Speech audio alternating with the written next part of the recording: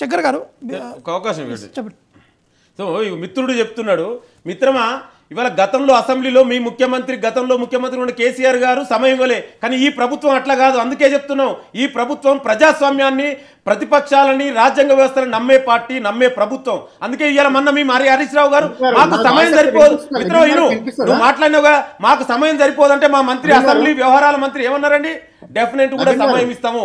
ఆ గ్రేట్నెస్ కూడా మీరు అప్రిషియేట్ చేయకపోతే ఎట్లండి? ఇంకో రెండోది, మీరు గతంలో ఒక నిమిషం, మీరు గతంలో ఇలా మిగులు బడ్జెట్ ఉన్న రాష్ట్రాన్ని అప్పులపాలు చేసిరు. ఇలా తెలంగాణ చెమట ఈ ప్రజల చెమట చుక్క అండి, రక్తంతో దారపోసిన ఈ ధనాన్ని అంతా కూడా ఇవాళ అప్పుల పాలు చేసి ఇలా ఎవరు కోట్లు సంపాదించుకుంది ఎవరండి? వేల కోట్ల ఆస్తులు ఎట్లా వచ్చినండి? కేసీఆర్, కేటీఆర్, కవితారావుకు, హరీష్ రావు. చెప్పారు కాబట్టి ఒకటి లింగమేదర్ వారు చెప్పేది ఏంటంటే, రీసెంట్గా కూడా అసెంబ్లీ జరిగిన తర్వాత కూడా ఈ అంశం తెరపై కూడా రావడం జరిగింది. అంటే కేవలం అప్పులు చేశారని చూపిస్తున్నారు, కానీ ఏం చేస్తామని చెప్పలేకపోతున్నారు అనేది వాళ్ళు చెప్తున్నారు. డెఫినెట్ గా ఏం చేస్తామో చేసి చూపిస్తున్నాం కదా. ఇవాళ మీ గవర్నమెంట్ వచ్చిన రోజులే ఎన్ని కంపెనీలు ఎంఓలు పెట్టుకున్నాం గవర్నమెంట్ ఇవాళ వచ్చిన తర్వాత ఈ ప్రభుత్వం ఇవాళ రేపు గవర్నమెంట్ లో కూడా Telangana fourth industrial revolutional conference centre తెలంగాణలో ఎస్టాబ్లిష్ అవుతుంది. మీరు దాన్ని కూడా గుర్తు చేసుకోండి. మీరు ఇలా ఇంకొకటి మీరు గుర్తు పెట్టుకోవాలి, తెలంగాణకు హైదరాబాద్ కు కొత్తగా బ్రాండ్ అవసరం లేదండి. తెలంగాణ ప్రజలే తెలంగాణకు బ్రాండ్. చెప్పేది వినండి, తెలంగాణ ప్రజలే తెలంగాణకు బ్రాండు. ఈ కేటీఆర్ లెక్క ఇవాళ వ్యక్తిగత స్వార్థం కోసం ఐపీ చేసుకోవాల్సిన అవసరం ఈ ప్రభుత్వానికి లేదు. ఈ ప్రభుత్వానికి లేదు అని చెప్తున్నా. ఇవాళ తెలంగాణకు హైదరాబాద్ లో గతంలో ఐటీని తీసుకొచ్చిందే కాంగ్రెస్ పార్టీ ప్రభుత్వం, జనార్దన్ రెడ్డి గారి హయాంలో. మీకు బహుశా చరిత్ర తెలియకుంటే తెలుసుకోవండి, అంతే తప్ప ఉట్టిగా వేగ్గా ఇలా కేటీఆర్ వచ్చిన తర్వాతనే అసలు తెలంగాణ ప్రజలు అన్నం తింటుర్రు, కేటీఆర్ వచ్చిన తర్వాతనే కేసీఆర్ ముఖ్యమంత్రి అయిన తర్వాతనే తెలంగాణ ప్రజలకు ఇవన్నీ వచ్చినంటే అది తప్పు మిత్రమా. తెలంగాణ ప్రజలు అందరూ గమనించురు. మీకు దమ్ముంటే కొత్తగా ఏమి ఎస్టాబ్లిష్ చేశారు, ఎన్ని ఉద్యోగాలు కల్పించారు, ఎన్ని ఎడ్యుకేషన్ సెక్టార్లు ఎస్టాబ్లిష్ చేశారు. ఇలా ప్రొఫెసర్ వారడిగేది కూడా అదే, మీరు ఏం చేయబోతున్నారు, ఎంతమంది ఉద్యోగాలు కల్పిస్తారు, ఎన్ని పెట్టుబడులు తీసుకొస్తున్నారు అదే చెప్తున్నాండి. డెఫినెట్ కూడా ఇవాళ మా ముఖ్యమంత్రి మంత్రి అందుకే వెళ్ళారు కదా. డెఫినెట్ కూడా ఇవాళ మేము వెళ్ళిన తర్వాత ఇవాళ fourth industrial revolutionary centre Hyderabad లో ఏర్పాటు కాబోతుంది. డెఫినెట్ కూడా దీని ద్వారా స్మాల్ స్కేల్ ఇండస్ట్రీస్ ని, అదేవిధంగా హెల్త్ సెక్టర్ ని, లైఫ్ సైన్స్ సెక్టర్ ని ఇలా హైదరాబాద్ లో రేపు ఎన్నో ఉద్యోగాలు వస్తున్నాయి. మీరు అదేవిధంగా ఇలా మీరు ఒకటి గుర్తు పెట్టుకోవాలి, మీరు గతంలో ఇలా పవర్ కట్ గురించి మాట్లాడి ఎక్కడ పవర్ కట్ ఉందండి? పవర్ కట్ కాకుండా మాట్లాడండి, అదే గొప్ప. మీరు చేసిన చాలా పవర్ కట్ అయిందండి.